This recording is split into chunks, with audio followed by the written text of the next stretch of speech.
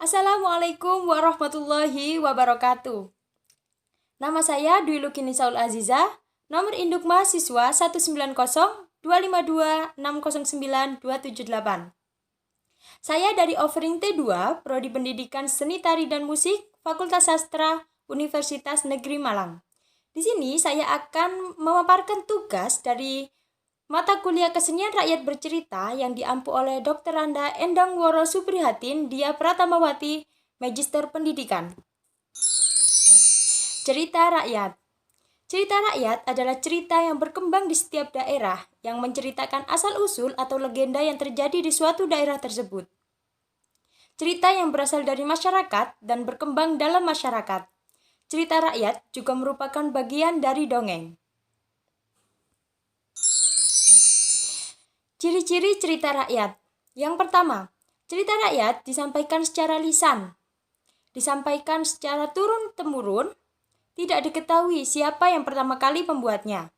Kaya akan nilai-nilai luhur, bersifat tradisional, memiliki banyak versi dan variasi, dan mempunyai bentuk-bentuk klise dalam susunan atau cara pengungkapannya. Jenis-jenis cerita rakyat. Yang pertama ada mitos atau mite, yang kemudian ada legenda, dan ada dongeng.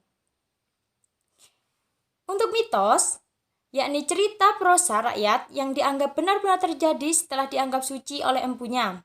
Peristiwanya terjadi di dunia lain yang terjadi di masa lampau. Kemudian untuk legenda, yakni cirinya sama dengan mite atau hampir mirip dengan mite, yaitu dianggap benar-benar terjadi, tetapi tidak dianggap suci. Tempat terjadinya di dunia nyata dan waktu terjadinya belum terlalu lama. Kemudian untuk dongeng adalah prosa rakyat yang dianggap benar-benar oleh empunya.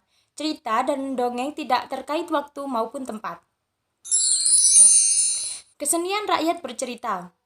Menurut Kamus Besar Bahasa Indonesia atau KBBI, arti kesenian rakyat adalah kesenian masyarakat banyak dalam bentuk yang dapat menimbulkan rasa indah yang diciptakan sendiri oleh anggota masyarakat dan hasilnya merupakan milik bersama. Macam-macam kesenian rakyat.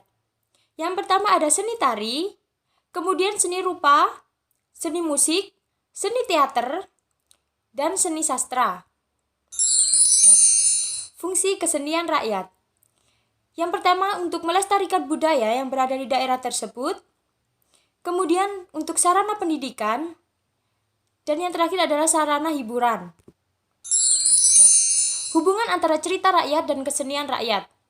Cerita rakyat mempunyai kedudukan dan fungsi yang sangat penting bagi masyarakat pendukungnya. Salah satu contoh cerita Roro Jonggrang yang berkembang di masyarakat Jawa Tengah. Dengan menceritakan terbentuknya 1000 candi yang berada di Yogyakarta, cerita tersebut kini berkembang dan diceritakan melalui kesenian rakyat yang dipertontonkan di taman wisata. Pengaruh pariwisata terhadap kesenian.